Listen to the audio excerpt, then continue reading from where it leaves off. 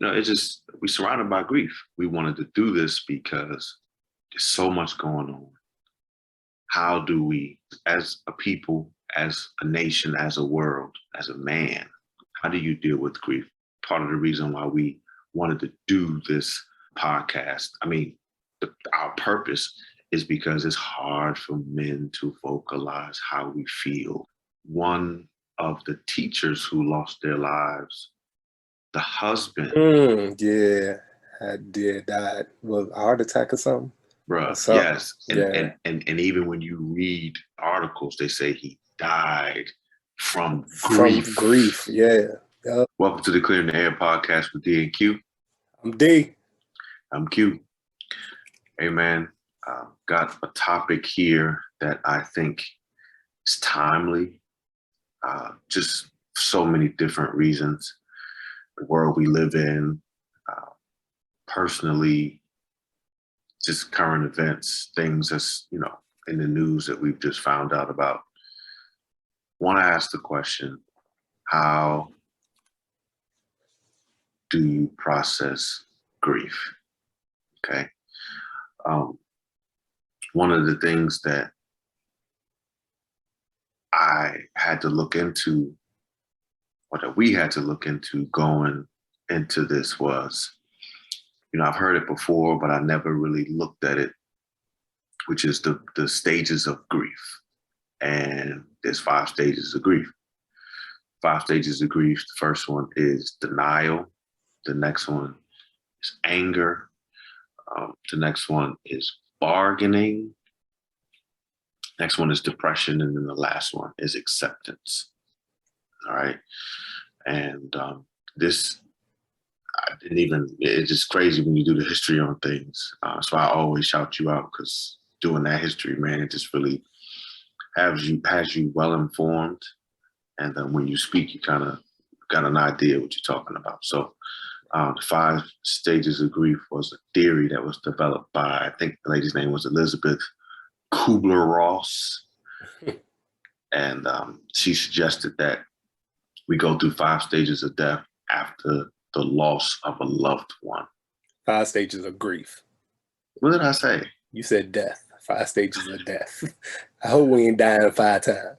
That sound like a hip hop joint. Quick question: Was she saying that those are like definite stages that everyone goes through? Like, do you have to go through all 5? Are they like in succession, or? So it is in that order. It is in that order, yeah, but is it like? I don't want to say guaranteed, but like. Well, you can't guarantee anything. Yeah, but it's like if it most happens, common. Right? Are most people gonna go through those? Gonna deal with that? Most common.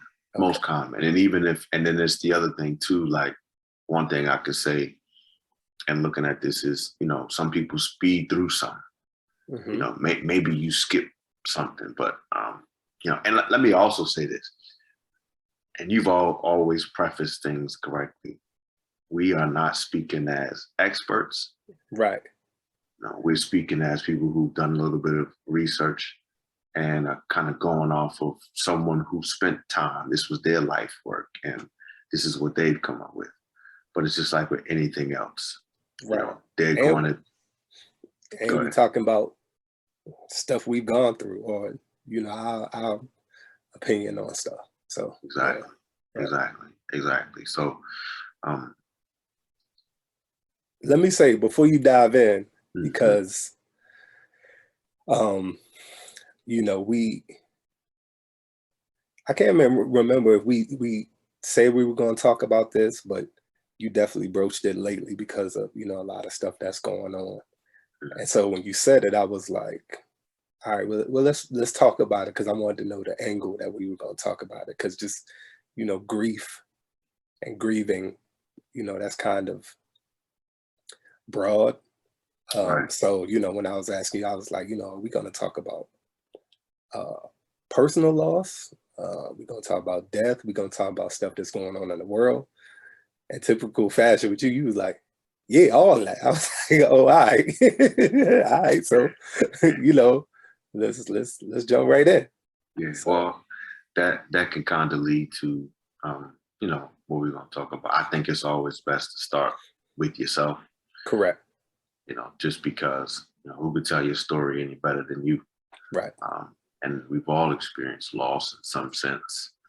We've all kind of experienced, um, you know, just tragedy in some form of fashion. So, um, well, speaking of that, can you tell us about a loss that you've had and how you handled that grief? Yeah. So, after talking with you about it, um, I was giving it some thought. I actually was thinking about it like the past 2 days. Um, you know, I would say the biggest loss I've had in regards to death, and I've lost some aunts and uncles and things like that. But I would say my biggest loss to date was my grandmother. My grandmother, that was my girl. That was my girl. She passed away in February 2014. Um, she's my screensaver on my phone still. So, I see it umpteen times a day. um, she was just, I don't know, she was, well, I'm talking about my father's mom. I was close to my mother's moms too, who also passed away, but I was a little younger when she passed away.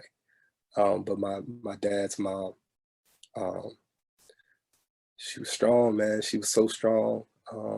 Raised, I want to say 9 of them. I believe it was 10, but believe one passed away when he was young. So I want to say it was 9.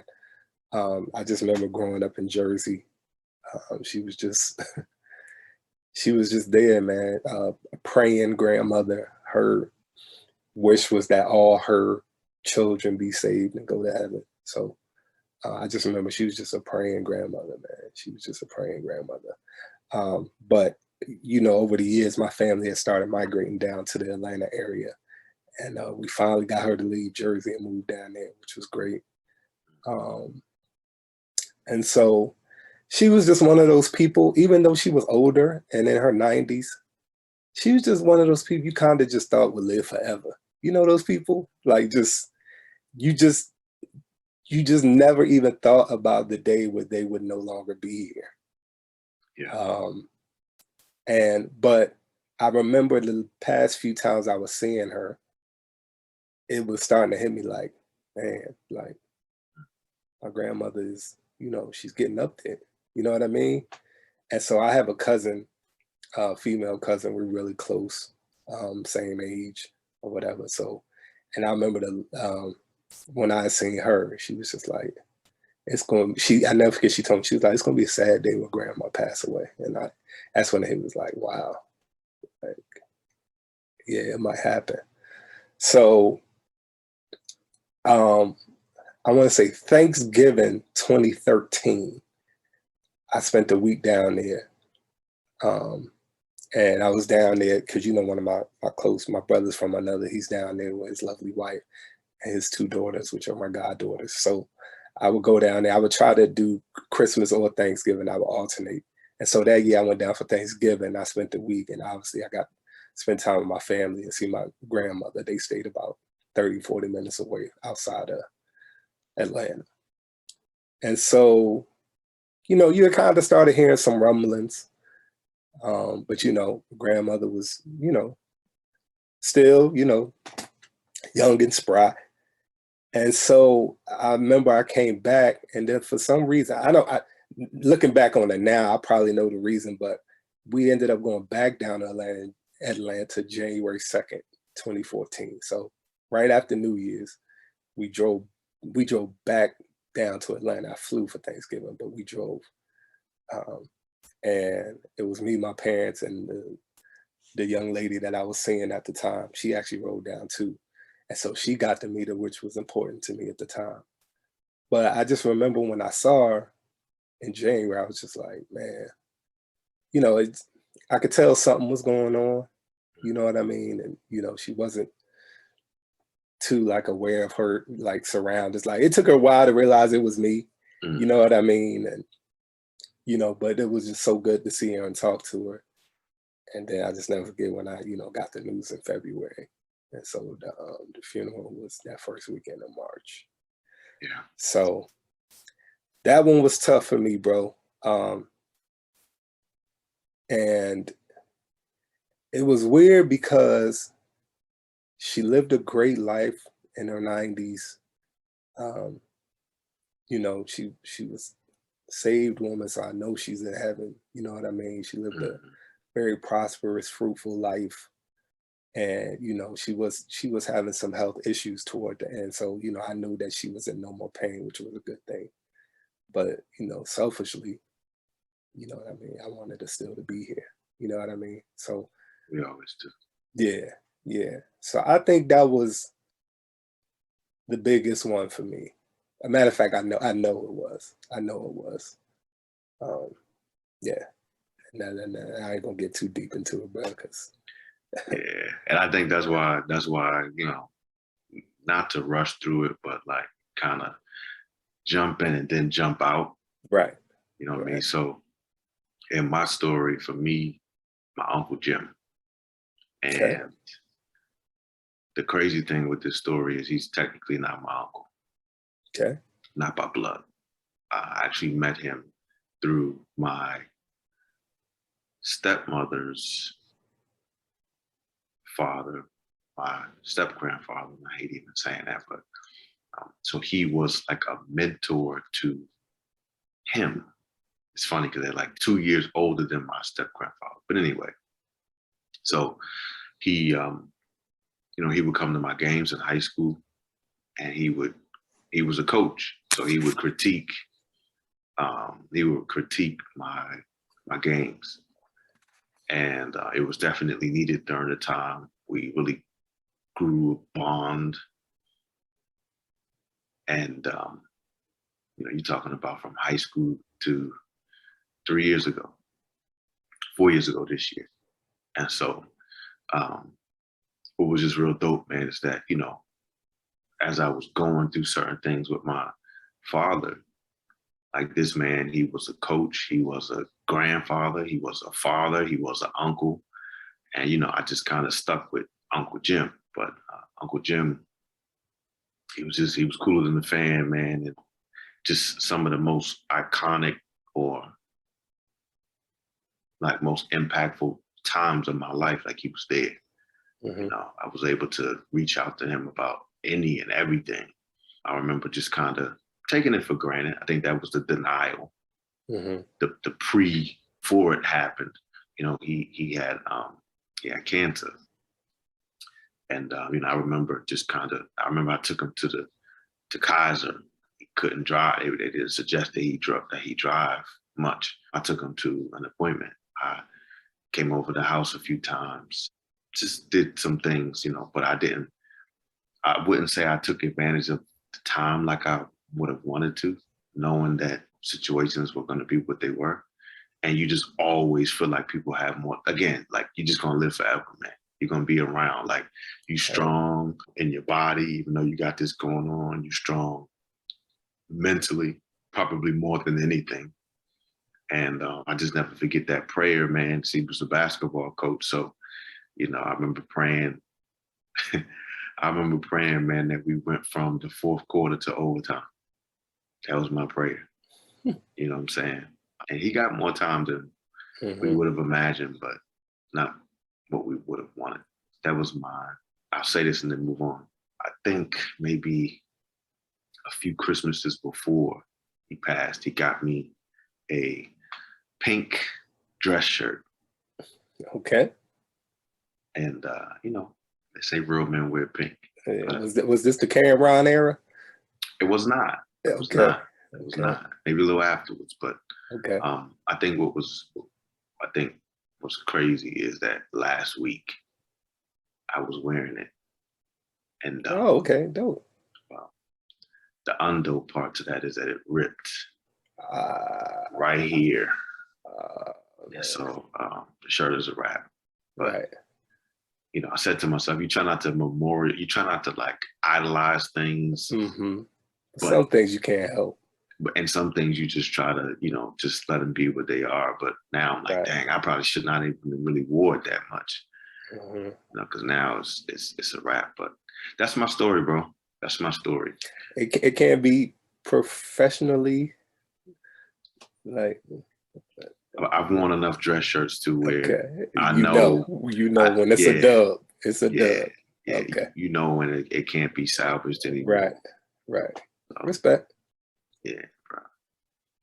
But I mean, maybe I could. I haven't tried, but maybe I could. Maybe there's some creative way. Right.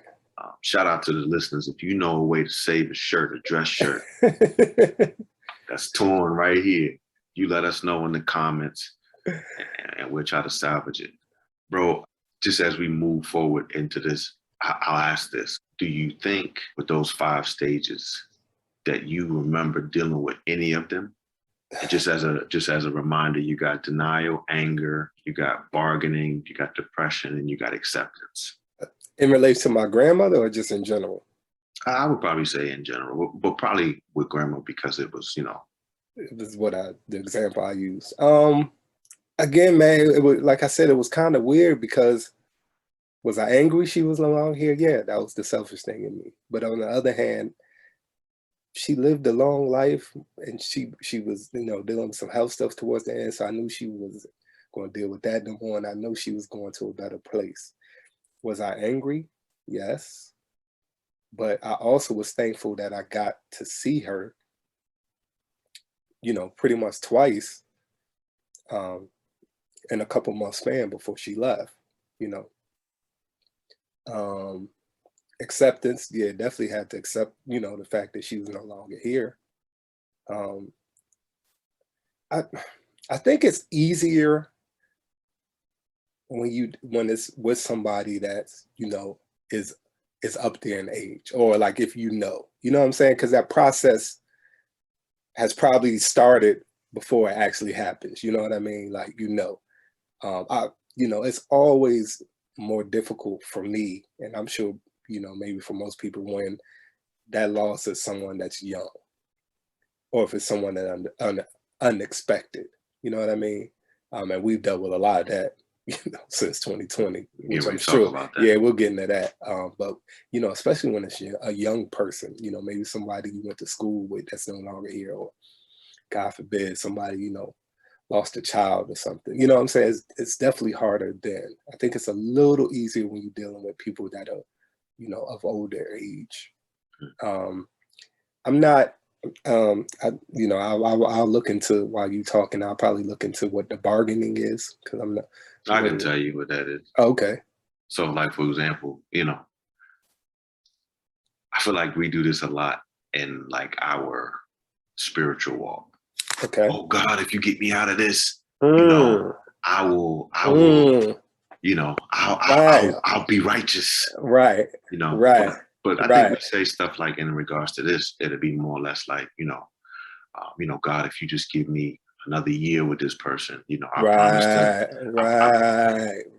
promise to not take time for granted. Okay. Yeah. Stuff like that. So yeah, for sure. Well, yeah, for sure. If I hadn't saw her, recently twice before, then yeah, it probably would have been way more. But I'm like, God, I go to Atlanta once a month, and and you know what I'm saying, and so I really think seeing her those 2 times, recently before she passed away, definitely helped. And again, at the time, I remember it was important. I wouldn't say necessarily important, but I was happy that the woman I was dating at the time got to meet her, because she had heard so much about her. Yeah, that was kind of like some solace for you. Right. Some people may disagree, but I was my grandmother's favorite. It is what it is. It is what it is. No, she loved everybody, but she loved me. She loved when I always came around. So, and at the time, she was just so happy that I had,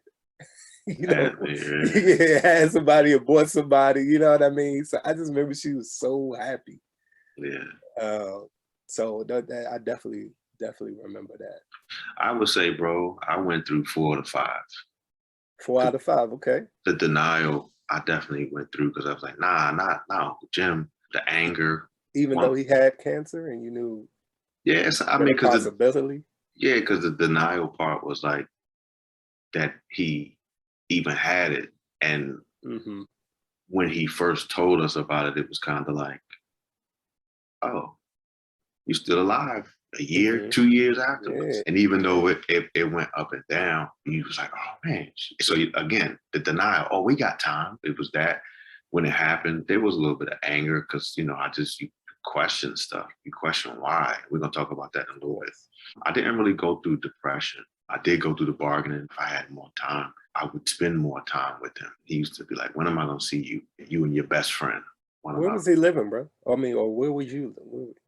Was this in Maryland at the time? This Maryland, and he lived in Columbia, so not far from me. But when you got things going on, sometimes it's just hard to just to take that time. Like you say, definitely the acceptance. That leads to the next thing, bro.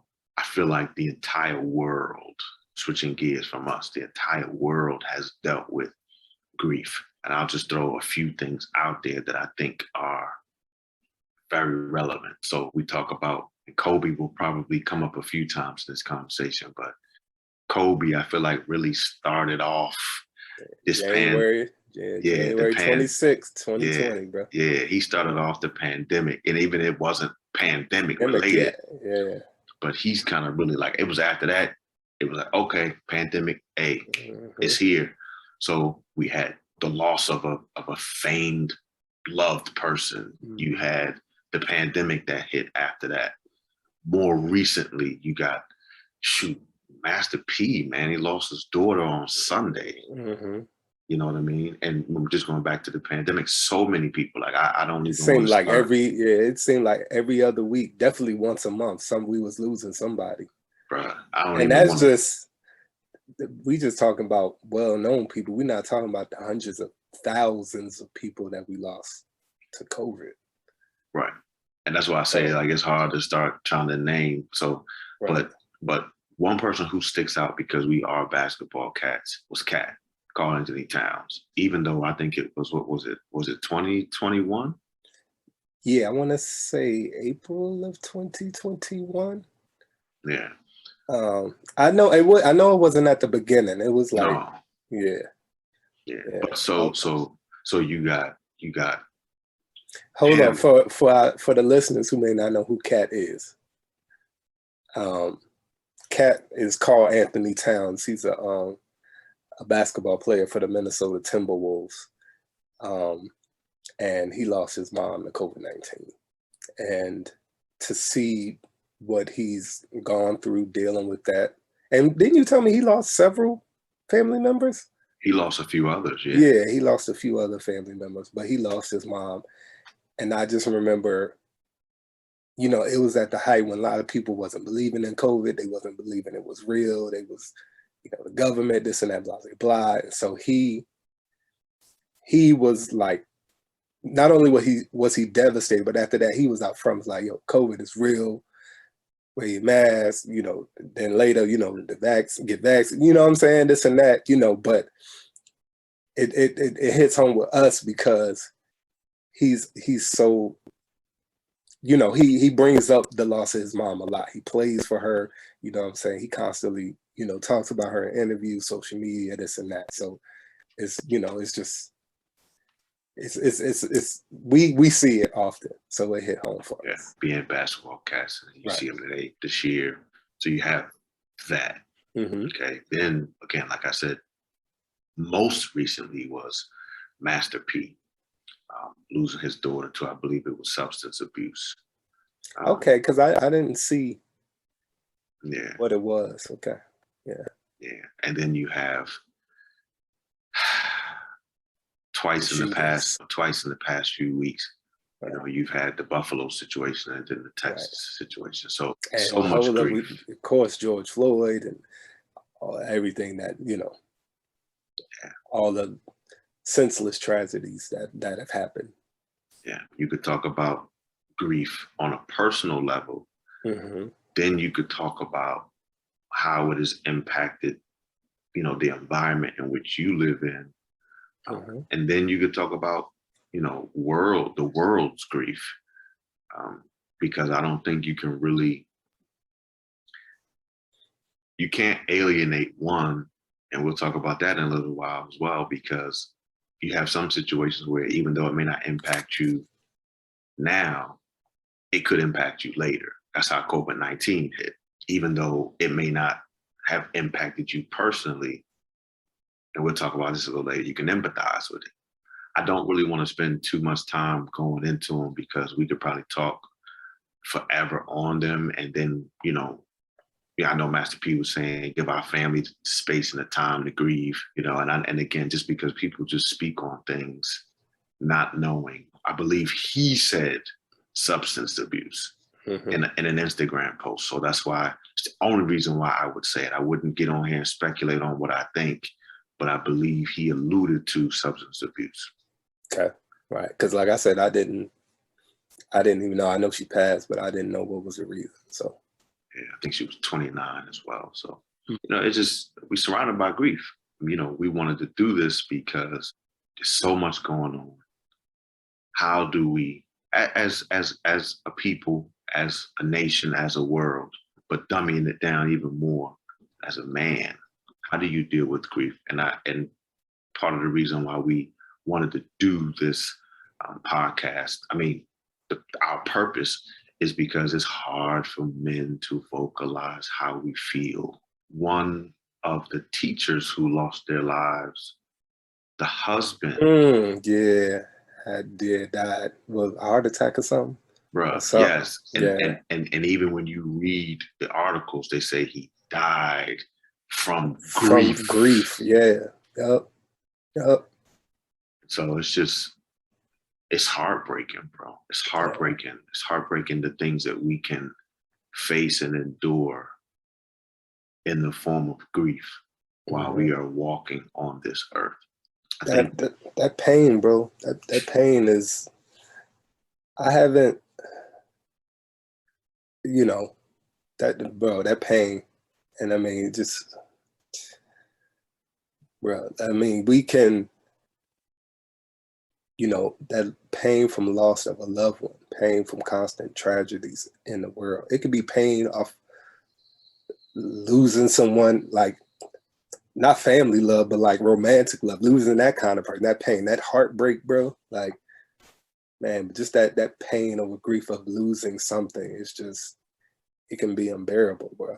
It can be unbearable. When I heard the news of the husband that died, after the tragic loss of his wife in the school shooting in Texas, I was like, man. My first thought was like, he was, he didn't want to be here no more. You know what I'm saying? Now, he didn't take his own life. Let me clear that up. But, it's just like he grieved so much, just he couldn't take it. You know what I mean? Man. And my wife and I, we were talking like that's typically something you'll see in people who are older. Right. You know what I mean? Right. Because there were several cases of that, like with COVID, like an older person would die, then you would later see their spouse. Or just in general, like just in general, you're right, yeah, right, for sure. But yeah. I vividly remember hearing like instances like those. I got another question, bro. Do you feel that we as people can grieve those that we've never met or those we don't really know or have a strong relationship with? Yeah. What? So I guess my when I think of that, I think of like maybe your favorite celebrity or your favorite athlete or something. Like, God forbid something to happen to them. Yeah, you were gonna feel it. You know what I'm saying? You may shed a tear. We have our favorites, and I'm sure if y'all been keeping up with the pod, y'all know who some of our favorites are. God forbid if something happened to them. You know what I mean? And some of those people are getting up in age. You know what I mean? And man, nowadays, when you see a picture of somebody, you be like, oh God, I hope. You know what I mean? It's just like, bruh, oh my God. Like, and then right. You should be like, oh no. Then you should be like, whew, oh, all right. They just, did something, blah blah blah blah. But Yeah, yeah, they ain't yeah, that. Yeah, yeah. I think you can, within reason. But yeah, if you been a supporter or a fan of somebody, especially since you were young, mhm, and they, leave this earth. Yeah, yeah. yeah, yeah. I think I agree with it. Like you said, Kobe. We mentioned him earlier. Right, right, When you deep into like if you have passions for hobbies, and something is connected to that, right, and when it's no longer associated with that, it can be a form of grief that you right, have, especially right. if it's related to death. I think the whole world felt Kobe's death, and then when you have comedians, your Bernie Macs and Mm-hmm, just all these different people. Again, you get, mm-hmm, you say, hey, what's your favorite movie? And you become attached to something hmm. when, and it's not, I say it's a level. I mean, like, there's no Hmm. way we grieve in the same manner in which the family does. Yeah. And So, again, I think it's easier if that person is a little older and of right, age. You know what I'm saying? Like I right, remember when Sidney Poitier passed, I was like, man, we lost another legend. yeah, But he lived a great life. Definitely left his imprint on society. You know mm, what I mean? So, you know, but yeah, yeah, like you said, when somebody like, and we just using examples, but somebody like Bernie Mac, who was still relatively young right, and was popping in the, in the entertainment field, and mm, he hilarious, so funny on the stage. yeah. Somebody like that, and it seems like it's just getting younger and younger. People are just, Mhm. yeah, I think another thing too, and I mentioned it briefly earlier, is that another way that you can grieve over someone that you didn't know or didn't have much of a relationship with is because you can empathize with people. So, for example, the, correct, the, the Texas shootings. I mean, you're talking about babies, bro. yeah, You know, you know, just, and I have children, so I can empathize if that was me. You know, hmm. every time I go to Boston, the way I go through.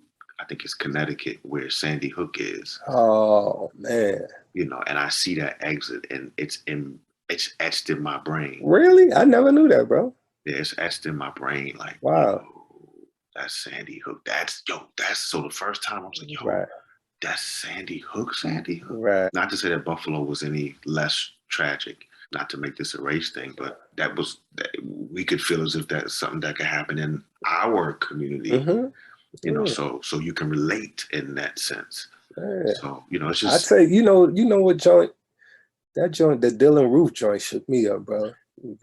yes, You know what I'm saying? could be sitting in In your church. church, place of worship. Come on, bro. Yeah, That's not out the realm of us. no, You know what I'm saying? In church worshiping, and all of a sudden, man, it's just, yeah, you know what I was going to say, man, because when I asked you about this, and I was like, what angle were we going to take it? You was like, everything. I was like, all right. So now I got to talk about how I grieve with personal loss and how I grieve with worldly stuff. And you know what I kept thinking, bro? I was like, and I know this may sound bad, but I was like, man, I'm starting to get numb, bro. Because it's happening so often, man. It's happening so often. You know what I'm saying? And I know that's bad, but the world is just like, I don't like it, bro. I don't like it. yeah. I don't like what's going on with the world. I don't like what's going on with people. People just have no love for each other, no compassion for each other, bro. Like the human race is just getting on my nerves. And Imagine it's how God just, feels. yeah, bro. And and we ain't gonna take it super religious, but y'all know where we stand, dog. And I'm thinking to myself, bro, like, anytime now, Yeah, anytime, anytime you want to come on, yeah, because it's just too much, bro. It's too much, bro. I'm tired of seeing it. I'm tired of hearing about it.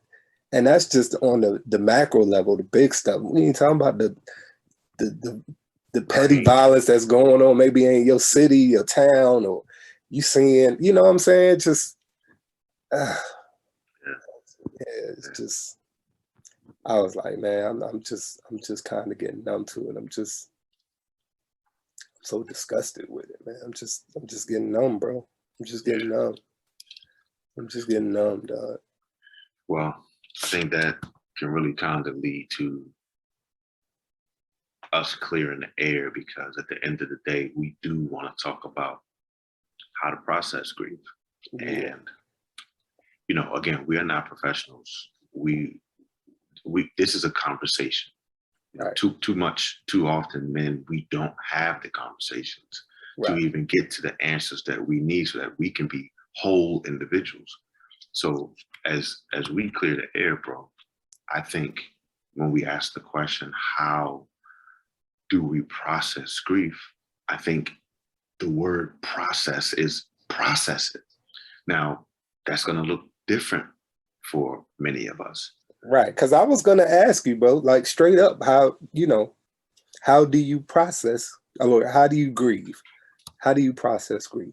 Like, how do you, just straight up, you. So me, and this is perfect because this goes into it. Right. You know, for me, I'm much like you. And much like us as men, we typically keep to ourselves. Right. So that is one way. But as I've gotten old, I've realized that's not the safest way. So I have other brothers that I could reach out to and say, bro, like this is bothering me. This is really impacting me. Mm-hmm. So with the loss that I had mentioned, my boy from high school, who I call my brother, you actually hooped with him before. I was able to go through that with him, and it made it easier. So having a community of people that you can rely on, you know, for me, I'm a man of faith. So my faith in God and being able to pray and being able to this, you know, again, not to go too spiritual, but one thing I did in the process of dealing with this, I said, you know, God, who in the Bible dealt with grief? And a few people come to mind. Job dealt with grief, losing children and losing things, losing health. Our boy David, oh my God. We're talking about losing children. He lost 3 children. One was a baby, 2 were his sons. So, you know, you're talking about all of that, the grief of having someone who wants to kill you, who's a leader, who you looked up to and who you served, wants to kill you. And then what led to one of his sons wanting to kill him, and him having to be on the run. So just imagine in your younger years, you're on the run. In your older years, you're on the run. You're being kicked out and forced from your home. You know, again, you look at things, and so you say also, Bible says David encouraged himself in the Lord. Is it spending time around people of faith that can encourage you? Is it living off of the encouragement you've received before from them? Is it being in your Bible, praying, fasting? So those are some of the ways that I journal a lot, bro. So, you know, some of those things I might not feel comfortable, even after I have shared stuff with people, that residual, it's on the pen and pad. Voice notes. I don't feel like doing that, and I just got to get it out. You know, these devices, they're useful for more than social media. How about you?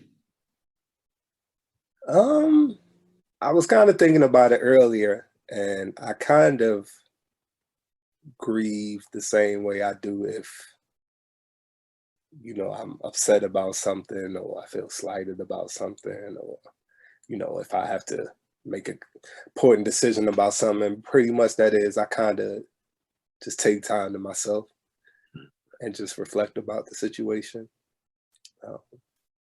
Some people may call that shutting down. I call that, you know, a moment of reflection for me. You know, because a lot of times I know when it comes to certain things, I do it just because I don't want to do things off impulse.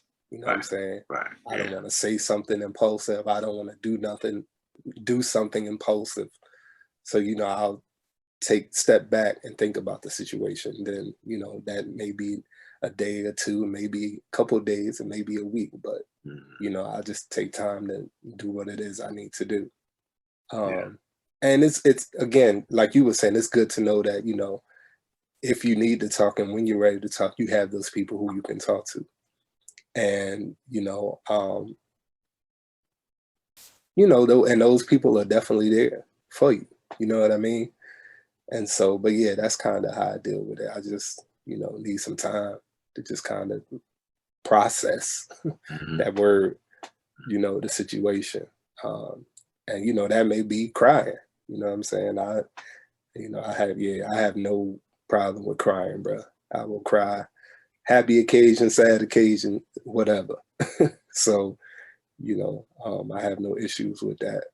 And so, yeah, that's just kind of how I deal with it. Thankfully, I haven't had to deal with it a lot. You know Mm-hmm. what I mean? But as you get older in age, so does everybody around you. Right. And now it's not just the older people that are like, Yeah. yeah. And then, in addition to personal loss, the stuff that's going on in the world that we talked about, and just be like, man, what is going on? You know what I think about, bro? I think about my parents a lot because I'm like, man, this world is so crazy, man. They still up and moving and out. And, man, it's like this generation, before people would respect their elders or their kids, or the kids. You know what I'm saying? Those were always kind of respected or off limits. But it's like now, bro, people just they don't care, man. So I'm constantly worried about them. And I know they covered under the blood, they'll be fine. But naturally it's just like, man. So I often think about things like that.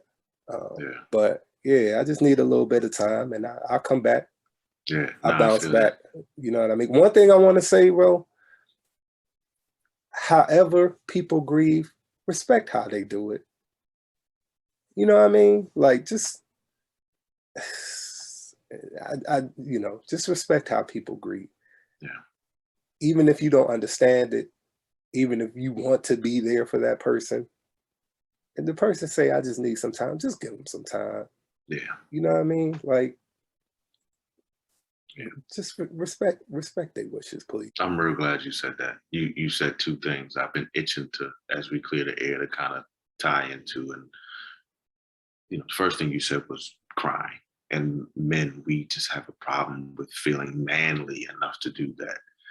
But it is a form of release. I highly suggest it, in general, not just for grieving. Mm-hmm. And then what you just said, respect people who choose to grieve in maybe in ways in which you don't understand or in which ways you wouldn't grieve. Again, and we said this earlier, like it's going to look different for maybe each person. Another thing I want to mention as we clear the air is definitely talk. Mm-hmm. Definitely talk. Definitely talk it out. For sure. And even if that, because this is another concern, especially in our community, where and I think it's getting better, but where it's oh, I'm not going to see a therapist. There's nothing wrong with me. Right. I would definitely say talk to a therapist. People say, oh, I'm just talking to somebody who's taking my money. Don't view it that way. View it as a release to be able to get it out, because sometimes we hold on to grief longer than what we may need to, and that may sound unfair, but I feel like there's a way to release portions of things, and you handle it better sometimes when you release it, and you can release through therapy. So let me not sound insensitive by saying that you need to release grief at a certain time in a certain way. I'm just saying that I think sometimes we can hold on to things and they can be detrimental to us because of the way we process it. Right. That's all I simply mean. Not to say it in an insensitive manner. So yeah. Well, listen, y'all, I feel like we've cleared the air. If we want to say anything as we close, to reiterate, we would say, don't do it alone. Whether it's loved ones, whether it's a therapist. We've mentioned some ways in which we have. I want to ask this question as we close. How do you grieve? Be it healthy or unhealthy, how do you grieve? And lastly, as I always do, I want to ask that you would subscribe to our YouTube channel, follow us on all social media platforms. That's YouTube, Spotify, and Apple Podcasts. That's Instagram, that's Twitter, that's Facebook, TikTok. So we look forward to your continued support. We thank you guys for joining in on the conversation. We'll see you at the next episode.